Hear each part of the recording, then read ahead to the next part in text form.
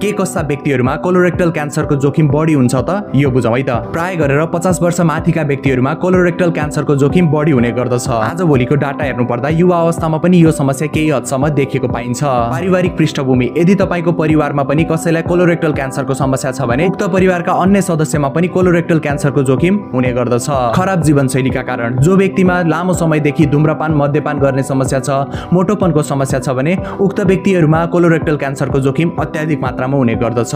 खानपिनमा सावधानी नअपनाउने र धेरै मात्रामा रातो मासुको सेवन गर्ने परिवारमा व्यक्तिहरुमा पनि कोलोरेक्टल क्यान्सरको समस्या देखिने गर्दछ। त्यस्ता व्यक्तिहरु जसमा ठूलो आन्द्राको समस्या छ, ठूलो आन्द्रामा विभिन्न किसिमका रोगहरु रहेको छ, क्रोन्स डिजिज, अल्सरेटिभ कोलाइटिस लगायतका विभिन्न समस्याहरु छन् भने त्यस्ता व्यक्तिमा कोलोरेक्टल क्यान्सरको समस्या जोखिम एकदमै धेरै हुने गर्दछ। त्यस्तै गरेर अन्य जोखिम वर्गहरुमा मधुमेहको समस्या भएका व्यक्तिहरुमा र खानामा फाइबरको मात्रा कम प्रयोग गर्ने व्यक्तिहरुमा पनि कोलोरेक्टल क्यान्सरको जोखिम रहने गर्दछ। यदि तपाई या तपाईका नजिकका व्यक्तिहरुमा पनि कोलोरेक्टल क्यान्सरको समस्या छ र यसै कारणले गर्दाखेरि धेरै पीडा भइरहेको छ, धेरै दुखाइ भइरहेको छ भने वसुन्धरा काठमाडौँ स्थित काठमाडौँ पेन म्यानेजमेन्ट सेन्टरलाई सम्झन सक्नुहुन्छ।